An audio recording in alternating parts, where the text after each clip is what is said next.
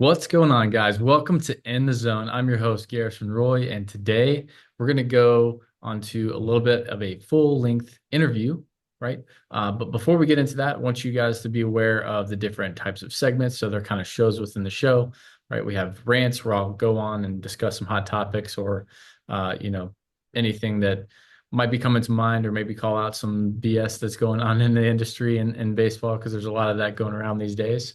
We also have mental minutes, those quick mental game hacks to help elevate your performance, and also deep dive explorations. Those are the little intricacies, or maybe we're diving into some research studies or things that are going to help you either play or be in the zone mentally and physically, or even as a coach, help you stay within your zone and help elevate you as well. But without further ado, we're going to go ahead and introduce Todd. Todd Blyleven, should have asked beforehand. Is that pronounced well? Blyleven, yes. Blyleven. Love it. Awesome. Well, Todd, thanks for coming on. And I know you've been around the game for a long time, so I know it's probably hard to say, hey, give us your snapshot summary of, everything that you've done up until this point. But just kind of give the audience here a little bit more of, just overview of your path and how you've kind of stayed true through that and stayed around the game, and now mostly in softball now too. Correct. So. Yeah, no, Garrison, thanks for having me on. I appreciate it. I was born into the game. My dad, Burt Blyleven, played for 23 years. And so I had the rare opportunity as a young kid to, follow him around. And he liked me being around him, which was kind of cool. And so I grew up in a major league clubhouse, learned how to hit from guys like Willie Stargell and Dave Parker and just all kinds of greats. I never took it for granted, man. I absolutely loved it. I was shining their shoes. I'd help the bat boys and ball boys out. I was bat boying probably since I was 7, maybe even younger, all the way up through my high school years. And I really enjoyed being around that environment of watching these great players learn how to lose, learn how to win. I was part of 2 World Series championships with my dad in 1979 with the Pirates, 1987 with the Twins. And then I ended up playing professionally. So I played for a little under 7 years as a journeyman through 3 organizations, and then became a Major League Baseball scout, which was awesome. Signed over 26 guys to pro deals, and just really got a chance to see the best of the best for those 8 years, traveling the country, doing a lot of pro coverage, signed guys like Troy Tulowitzki, Ian Stewart, just some big names. And man, it was awesome just going in and like being able to educate the families on how the process works, going through the draft myself. I always look back, like my parents weren't as educated in the draft because my dad was a big leaguer. So there Mhm. were a lot of different things that I wish I would have done differently. And I tried to help educate those families as a scout. But yeah, I absolutely had a blast. It's tough on the family. So I got out of that, got into the corporate space of sports, worked for some pretty big global sports product brands, found that I loved building partnerships on a global level. So that was so much fun. And it was multi-sport too, which took me out of my baseball element, learning football, doing deals with the NFL or NBA and basketball. And just, it was a lot of fun. I had a lot of people open up doors to me, because I always kind of took things with a smile and not afraid to roll my sleeves up and work hard and learn. And I think it was appreciated, especially from people that had gone through that grind in the corporate space, knowing like, hey, I'm not taking anything for granted. I took the same approach as every time I'd walk into a clubhouse. Like, you never know who you're going to talk to or meet. That's And true. man, it was just awesome. So that led me into, as I'm kind of recap, just I'll finish this up. But that led me into, really wanting to learn more about sports technology, analytics. When baseball first started, showing like exit velocity and started putting more emphasis on the radar gun in baseball. So I really wanted to embrace that and became a sports tech expert. I built a baseball scouting application that's one of a kind. It allows coaches to use their phones and tablets to evaluate players instead of the pens and papers and roster sheets Yeah. that you're writing all kinds of notes on. Now It's got an MLB system to it. You can customize it, so it's really cool. But yeah, I'm the chief marketing officer at USA Softball today, and helping them, any way I can with my skill sets. And they're back in the Olympics, so 2028's big, and we'll be pushing a lot to build new partnerships and stuff there. Um, and then on the mental health journey, I went through some adversity in 2017 at the Las Vegas mass shooting, and I learned a lot on just how to stand back up and be resilient. And man, you go through an event like that, it changes your life, and you look at life in a different way. And I'm a parent, and been a coach forever, and just on how you treat your players, and what the end goal is in life. So there's me in a nutshell. But let's get into this podcast. No, So yeah, let's do it. yeah, That was a great intro, by the way. I think that was very awesome. I'll probably try to circle back and touch on some sure. of these points, but it's funny. I guess we could kind of start with that point where you were talking about 2017, like being a part of that and how to stand back up after the fact. But you said yourself at the beginning where you were a bad boy. You learned from the people that you were just around. You were in that environment, how people dealt with adversity, even though it wasn't something as drastic as a mass shooting, for example. But it was like, hey, like it may feel that way emotionally to them when they strike out or when they fail, how they respond, and then how they bounce back and continue to win after the fact. Right. So, um, Yeah, it you're you know you take a lot of that. That's the one thing sports does for you. When you play sports, you learn how to lose a lot. It's not a game of success for sure, especially baseball. sure. But you learn how to get back up, and the day's going to start again tomorrow. And at times, like, that can be great, depending on what you're going through in your life and the level of that severity, the level of depression you might be having. I know after I got done playing, I went through a serious depression of, what the Mhm. heck am I supposed to do? How do I redefine my success? All these things, right? I leaned on what I learned from baseball to keep me going.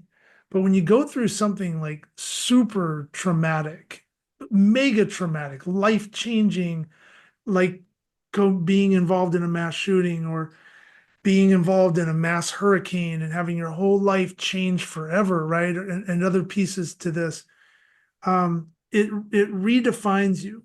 And I think the coping skills and the things that you've done in your past, how open you've been to change, can help you redefine yourself in a new way. And I was in Las Vegas with about 18 others, when we were right there in right next to the stage, and madmen started firing down on 26,000 people. And it was absolutely crazy. You went from total joy and love and excitement and fun, listening to one of your favorite country artists, and then now you're protecting your wife as you're trying to run as big as you can, praying that a bullet's going to hit you and not her. And so I was able to get them out, and I'll go through this in like the 30-second PG version. No, yeah. Um, but if when I did get out, I was given an opportunity to help a gentleman lay a woman down with peace, and she unfortunately didn't make it. And I knew I needed to go back in, so I pushed my family to keep running north, and I ran back and forth, carrying about 30 plus people out under gunfire in the beginning until the gunfire stopped. I lost 3 women in my arms that night, but I got a lot more out that lived. And it was a horrible, horrible experience. It was 8 hours, boots on the ground. Like, you're thinking you're under attack. Um, I'm seeing inspiration every time I ran someone out. There were more people following me and going back in. Of course, was going against the grain in the beginning. The perseverance you have, the resilience you have, the faith I have, that every time that some tragic ending occurred, when you're trying to just race for time to get someone to safety, and it doesn't happen the way you're praying for in each step that you take. um, you stand back up, and you pour water on yourself, you pray to God, and you just keep your boots moving. and you just hope that, hey, maybe there's someone else I can save. And so that was the mental mindset of it the entire time up until the end.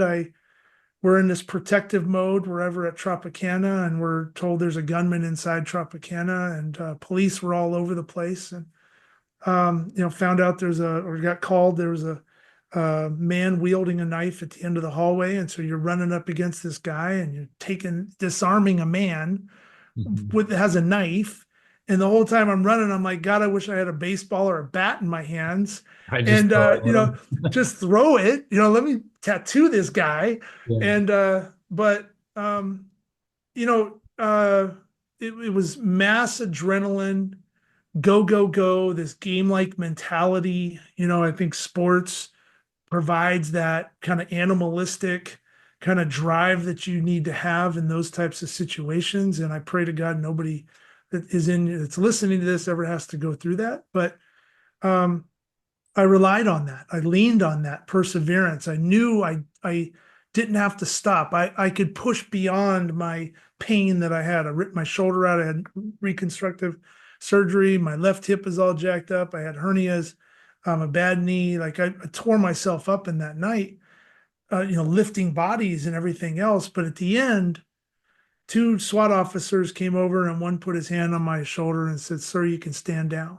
And in that moment, you lose everything. You go from total tough, I'm a beast, I'm protecting all these things, to just, I don't think the floor probably could have held me enough, right? I was beyond the bottom. And what was so amazing in that challenging, extremely challenging time, just the brief seconds, I not only had two officers standing over me, full weapons drawn, like protecting me to allow me to do what I needed to do in that given moment and be completely open and just cry. But I had all these people come up to me and were like lifting me up and just like getting me off the ground. And absolutely, it was beautiful. I mean, it was just an amazing thing. And, Didn't so rely on I your saw own on strength, right? Yeah, that's yeah, awesome. one side, the worst of mankind, and then I saw the most amazing part of our humanality. And so yeah, going through that, you come out of it. What am I supposed to do? Had a lot of peer support. We can go into that if you like, but had a lot of people at my side, a lot of friends, military combat vets, firefighters, people telling me, hey, this is what you need to do. They guided me through the process. I learned a lot about myself, became resilient again, even more like armored up. And yeah, I now walk, life in a different way. So it's a tragedy into triumph. So Absolutely. Well, and I love that you said armored up, right? Because I mean, we can go into the whole faith side of this thing, right? yep. Having the armor of God, whether or not, you said you came out with a lot of injuries, but during that point in time, you probably were just like, hey, like so locked in, adrenaline rushing, you didn't really care. You were just like, hey, the main goal is try to get these people to safety and help them, right? And just being in that situation, I can't even imagine, the insurmountable amount of emotions that are coming your way. But yeah, so from there, like, how did you go from such a tragic point to then learn how to, like you said, turn tragedy into triumph? Like, how did you flip the script on that? Did you rely on your faith a lot? Did you, and you said you had some of the support, like what did that look like for you? Yeah, no, 100%. When I got back the first night we were back home, I had a dream. I had a dream that I was back in that venue, and that an angel, basically, I won't go through the whole thing, but basically an angel was protecting me. I saw the red tracers bouncing off his wings. Yeah. You just have this feeling, right? I felt the embrace. I knew like I was in shape, but not that kind of shape. Yeah. That was, not to be lifting bodies and throwing them over my shoulder and literally running out. People were, on Messenger and stuff, like hitting me up saying, hey, We found you. Thank you for getting our friend out. You literally came around the corner and picked her up and you threw her over your shoulder and just started running. And we were trying to like keep up with you. And I'm like, how did I do that? There's like, just crazy. But I truly feel I wasn't alone in that night. So when I got back home and I started listening to everybody telling me what I needed to do, this is the type of therapy you need to go EMDR therapy. Um, Allow your mind to process everything. You need to rely on your faith. You need to do all these things. But I was raised differently, right? I was raised to no blood, no foul. I Mhm. was raised to just take the pain and ride it out. The sun's going to come out tomorrow. You'll be fine. You're not the only one that's ever gone through that. Look at what your grandfather, my grandfather went through 2 wars. Another Mhm. grandfather went through one. Like, how am I supposed to compare myself to a Vietnam vet or anybody else, right? That's gone through that kind of stuff. Definitely. Yeah. But I can, because my experiences were relatable to what they experienced, if not sometimes more, especially those that didn't experience combat. And so then I started to have to like give myself some credit and be proud of myself and what I did. And that was the first step, was acknowledging like, hey, I did something good. Now I need to do something good for myself. And so I opened up. I was vulnerable. I allowed myself to take in the advice, and then I leaned heavy on church. I went in and man, Garrison, like when you talk about being completely stripped down, that's the way I was. And all of a sudden, I'm listening to this music, right? And I'm standing in the back rows. I won't, now I like sit in the far back. It's just part of my life now.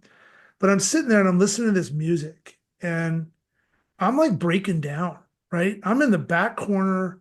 I got my wife, but I'm basically by myself and I'm breaking down. I'm not trying to like make it a scene or anything else, but it's hitting me. It's like, absorbing me. And all of a sudden, the pastor didn't even know he was there, puts his hand on my shoulder, says it's going to be okay. And just that touch in that moment where I was completely lost, all of a sudden I just felt this strength. And he actually did a talk on like perseverance and resilience and just being strong for yourself and all these things. And I just felt like I just started like placing like Iron Man almost, not to make I love Marvel, by Right. the way, but it was kind of like that where you're just kind of putting these pieces on going, okay. And that took a lot of time. Didn't happen overnight. The EMDR went through about a year and a half. I had a great therapist. She guided me into each step I took, teaching Explain what me. EMDR is for the Yeah. listeners who don't know. Yeah. So EMDR is eye movement displacement. Oh God, what's the R? Uh, we're gonna say resilience, but no, it doesn't. It's Sure. EMDR. But basically, what it is it's a device.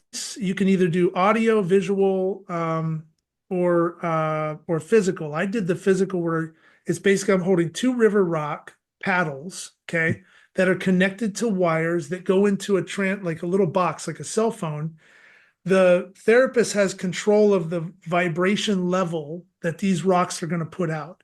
And they put out like a heartbeat like vibration that goes left and right, right? So you're holding these, and as you start to tell, she'll guide you through your story, like, hey, tell me about what happened when you heard the first shot, sort of thing. Mhm. These paddles are going, in a rhythmic pattern, left and right.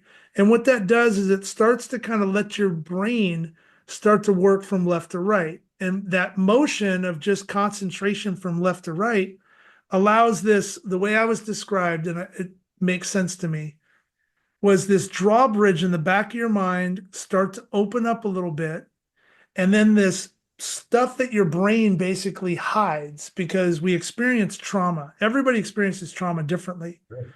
So, what you've done in your past, the way that you can cope with what you went through, whether it's a car accident, whether it's someone yelling at you, whether it's going 0 for 20 in a game, or multiple games. 0 for 20 would be a horrible game, but or for 20 in a seat, whatever that is, right? But how you experience that defeat your brain is going to process that separately, right? And Mhm. that when you go through this EMDR, the vibration gets turned up, the drawbridge starts to lower, more information starts to come out, and then your therapist will turn the vibration down a little bit, start to close the drawbridge. So now you can process that little bit of time that came out. And it's through talkative therapy, and it allows you to cry. It allows you to, I mean, I had to realize like I'm a very tough person, right? We're all tough people. We've all experienced stuff in our lives. You're tough. You've already checked the tough box off. So now it's like, how can I let myself go, Mhm. process this, and learn how to walk tall again for myself, right? And that's what EMDR allowed me to do, was that it allows your brain to talk left and right, allows information to flow through at a consistent rate. Your therapist guides you through this process, closes that drawbridge up, and over the course of multiple sessions, you're able to then take those memories, put them into a box, categorize those boxes in chronological order so you can remember, which Mhm. is the greatest part. And then you can put all that trauma in a big sphere and let it float out in front of you. This is what I talk about. I call it mind mapping. There's all kinds of research on it. But basically, this sphere that floats out in front of you. And then you learn over the course of time how to keep that out in front of you. So your spidey senses come out. Hey, I'm in a crowded place. I got a lot of noise. I'm in ABCA conference or whatever, Right. and there's tons of noise, and I can't concentrate. You and I are having a conversation. I can't hear what you're saying. So that's the trauma coming back on me, right?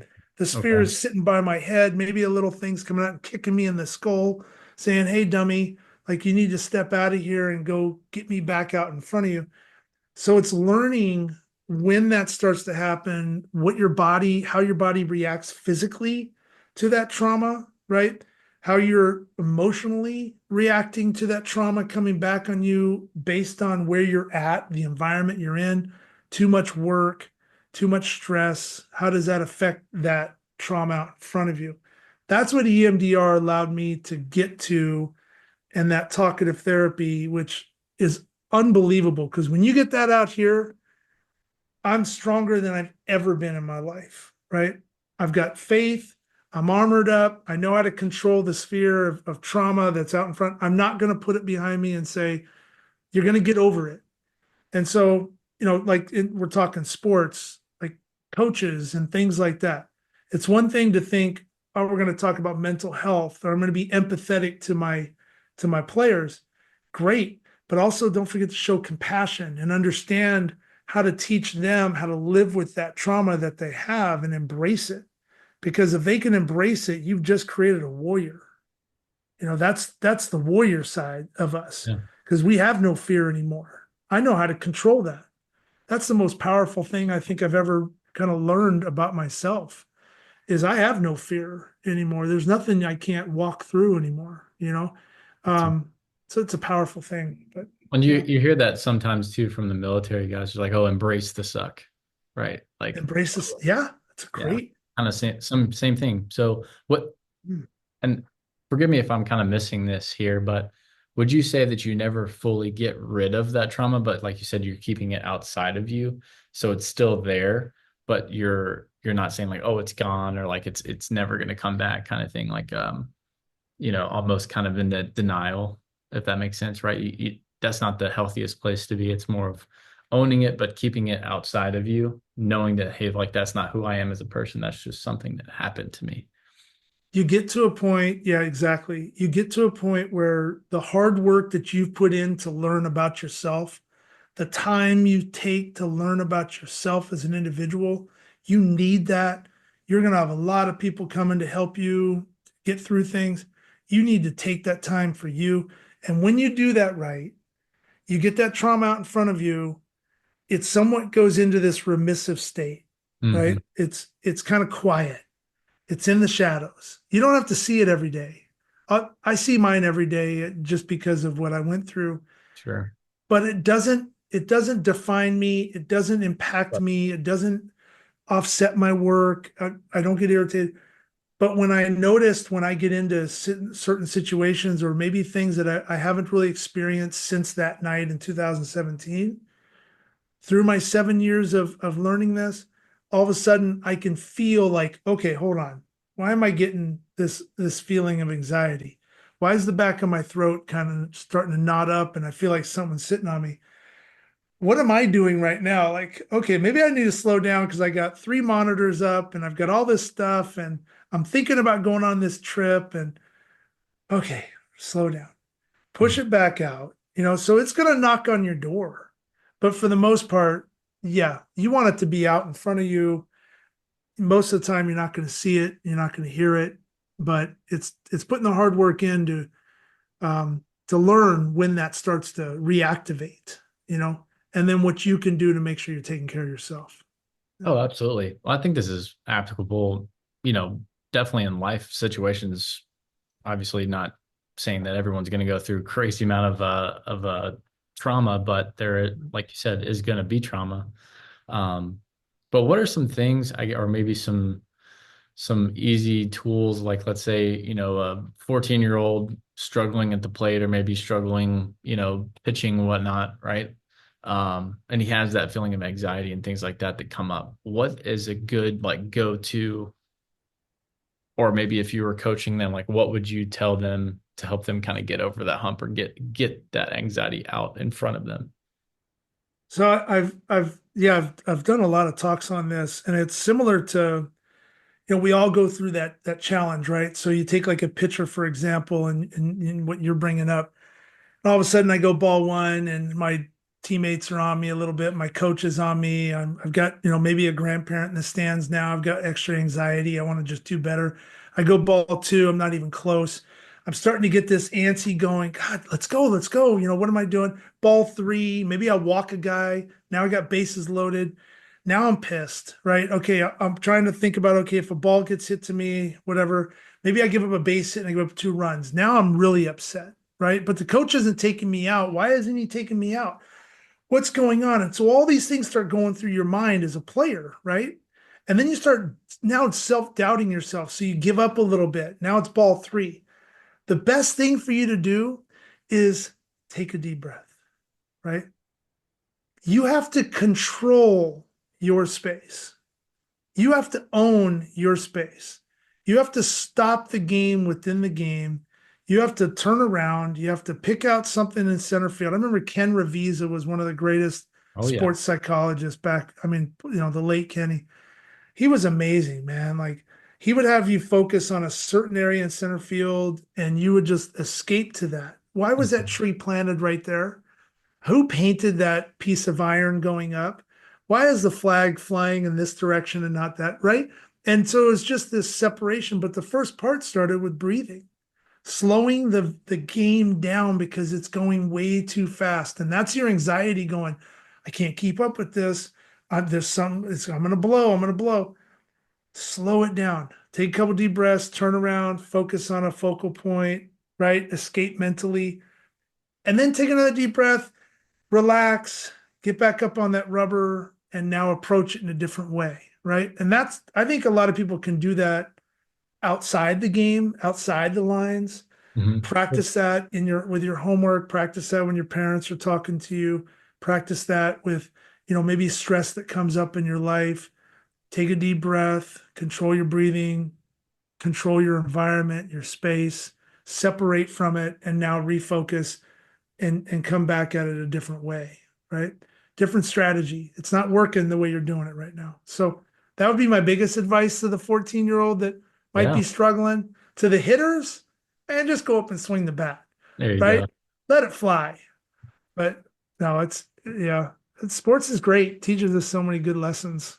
It definitely does. It definitely does. And you know, teaches us how to cope with and deal with failure, like you mentioned, Yeah. and getting out in front of things. And that saying, getting out in front of it, has a totally different meaning to me now after hearing your story, which is really cool, right? Like obviously, like the physical, like hey, get out in front for a swing example, but more of like, hey, put that in front of you, or maybe you know, some people say like put it in your past, or the funny Lion King saying is like put your past behind you. Yeah. Little Yeah. Timon and Pumbaa. Little Disney reference there, but Yeah. uh, yeah, no, I love that, and I've talked about this on previous episodes of the what Ken always refers to as the focal point, having something to kind of have as a mental reset, but Yeah. removing some of those emotions that are within that too, like maybe when you're taking that deep breath in and then you release it out, like you're almost seeing those things like come out of you, right? Like you're Yeah. breathing out those bad emotions or you're breathing out those bad feelings or, the bad experience, whatever it might be. And you turn it however you want, but it's like, hey, like I'm getting rid of that. It's not going to affect who I am versus the opposite of that, right? Like you said, when you feel anxious, what is the first thing that you notice is your breathing changes, Yeah. right? It's just such a game changer to even just know that like, okay, hey, something as simple as being in control of my breath is going to affect everything, my focus, my way on how I can stay, in the zone.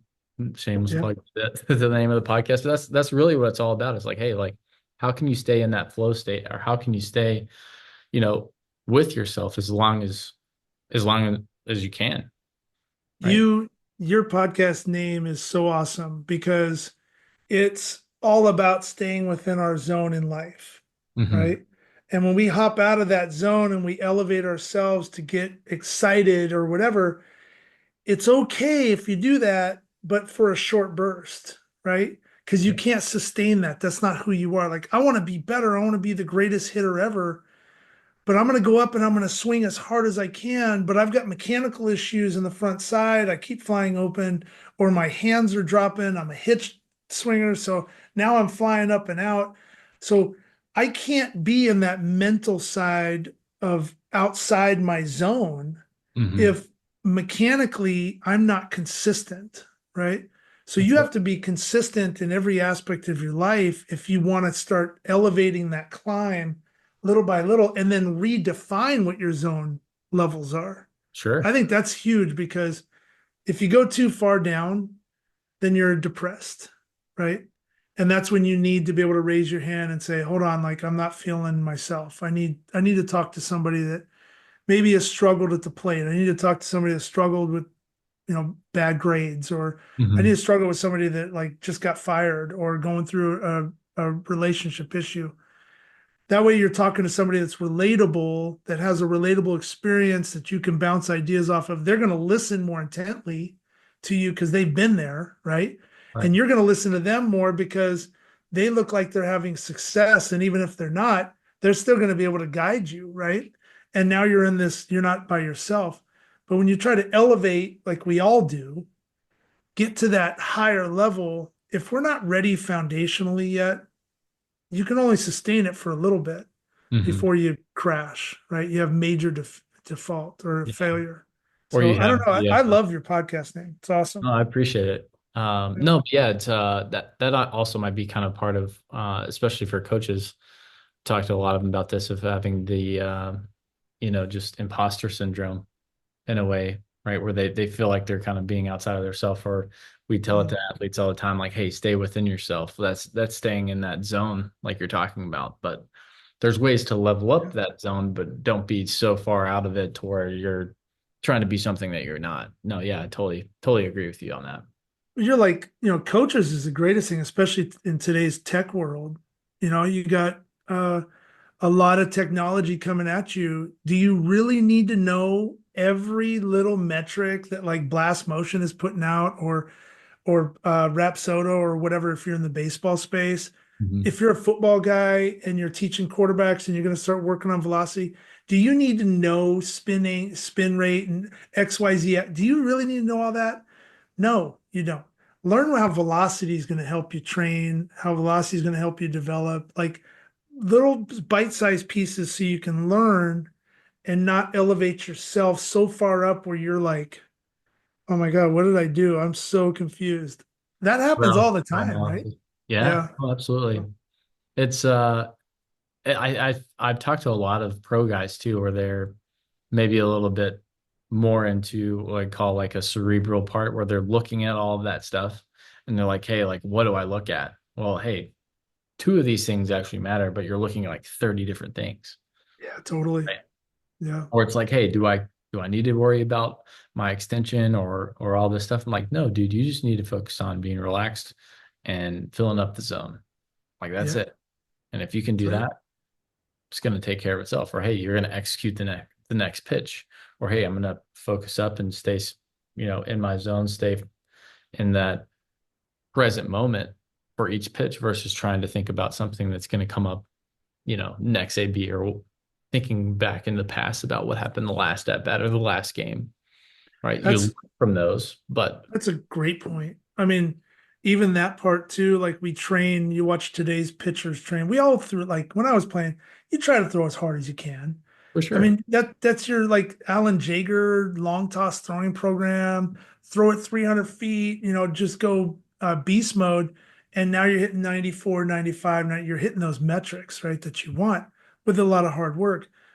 But everybody goes out of their zone in the training, right? But then when you're actually pitching in a game, you have to be in your zone. Yeah, Yeah. you gotta stay in that level keel where, hey, I'm getting ground ball outs. As a coach, would you rather have a kid throwing 98 that can't hit the broadside of a barn that has no dominance because it's not repeatable, or you got a kid that's throwing, let's just say, on like a high college level, 90, 92, maybe touch 94 every once in a while, but he can really pitch. He's got good ball Mhm. manipulation, controls the outer half of the plate, can Knows how to read pitch. hitters. Yeah. Right. Knows how to get hitters out, controls his own environment, is sound fundamentally. Um, I think we've just gotten away from that a little bit with Sure. over glamorizing the tech side, which is then like to the coaches side, put tons of pressure on all those guys to try to learn it all. And Mhm. you just made a great comment. Like, do you really need all 30?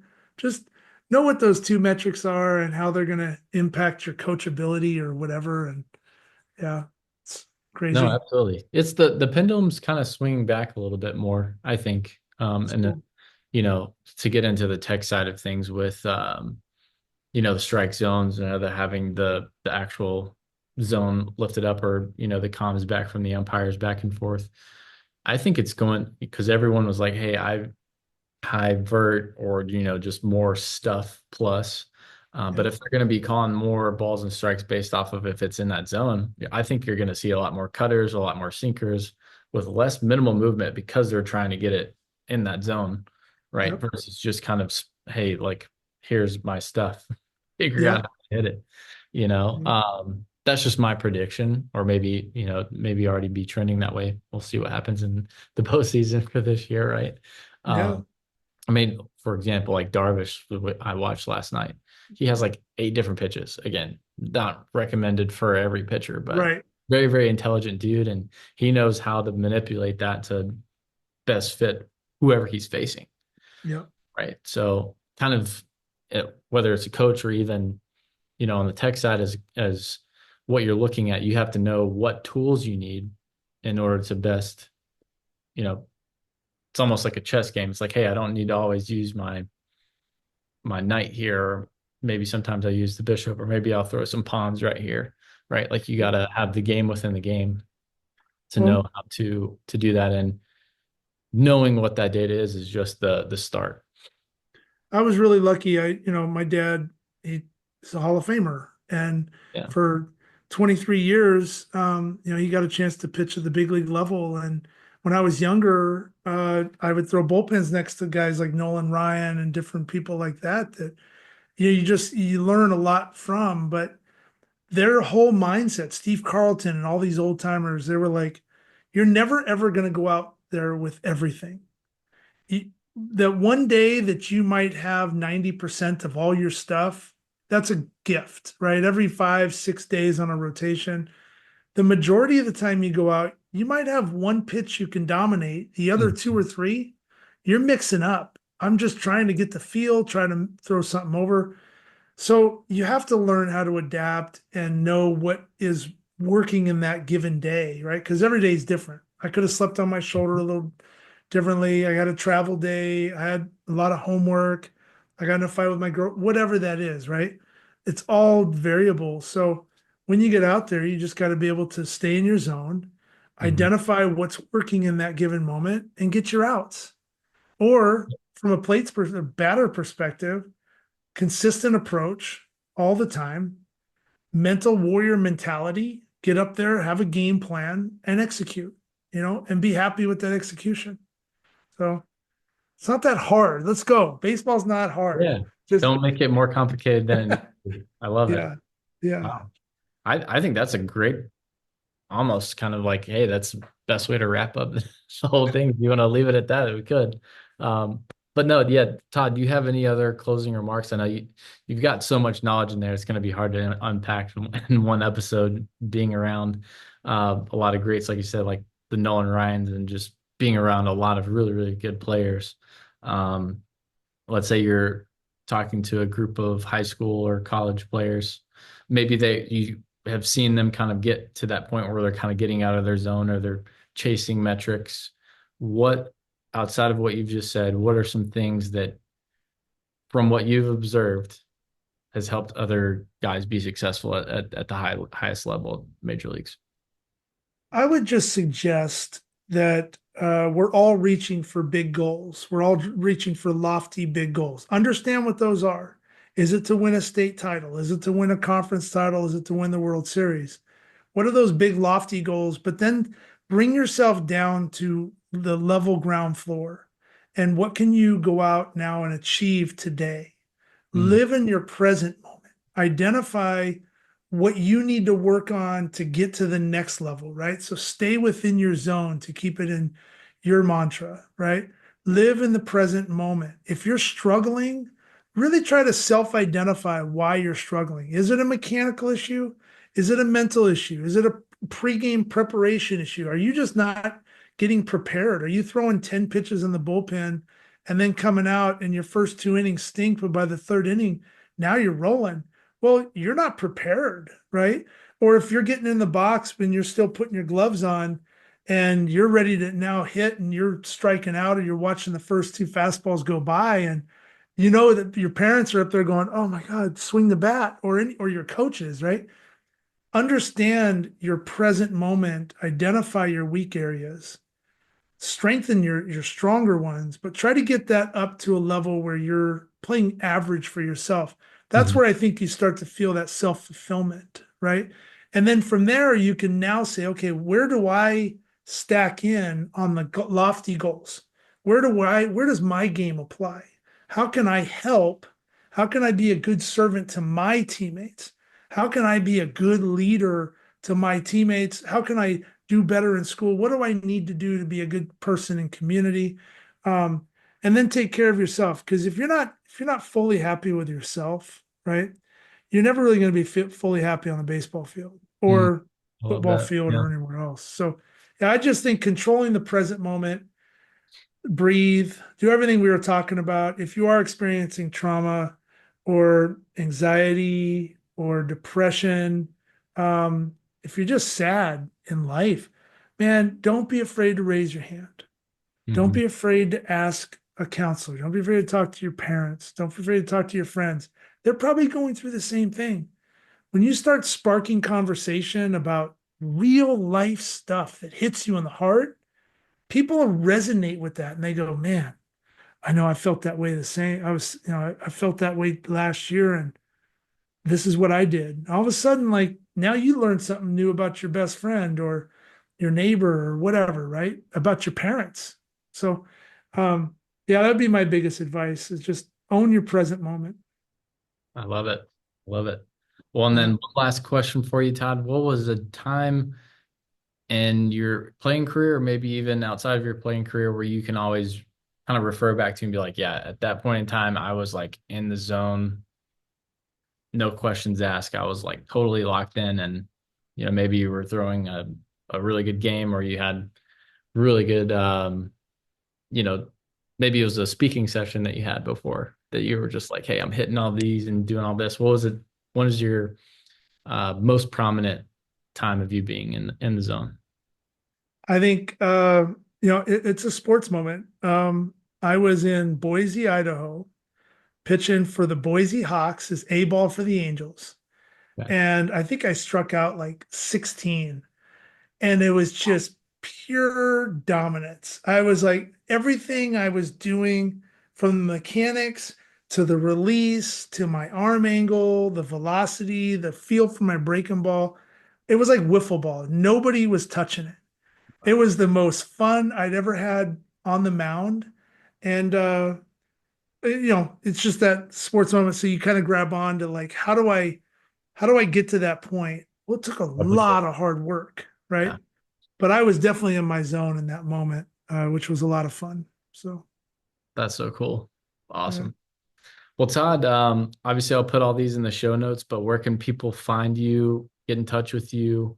Maybe they're looking for someone to kind of raise their hand and talk to about some things because they resonated with the story that you told, or maybe they're struggling. What can they do to reach out?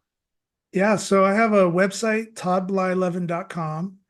And so I go out and I speak. So I work with teams and businesses, first responders, military outfits. I go out and I speak professionally.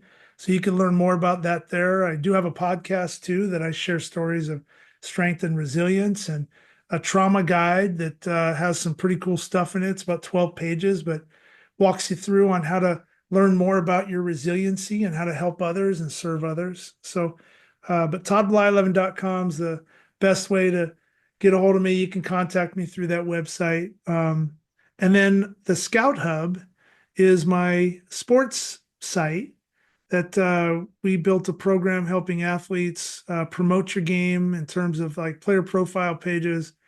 I crushed everybody in pricing, and it's probably the best profile, digital profile on the market. You can have coach contacts and things like that, but yeah, there's a lot there. So not to keep going on, but thescouthub.com, toddblyleven.com, that's how you get a hold of me. And then I'm on all the social channels. So Love it. yeah, Love it. I'll put yeah, those in the cool. show notes for you guys to see too. Awesome. Well, Todd, I appreciate you coming on and taking the time to talk with us. It's been awesome. Garrison, yeah, great podcast. Big fan. So thank you so much for having me on. Appreciate it. Thank you. Thank you. And for those of you listening, stay in the zone.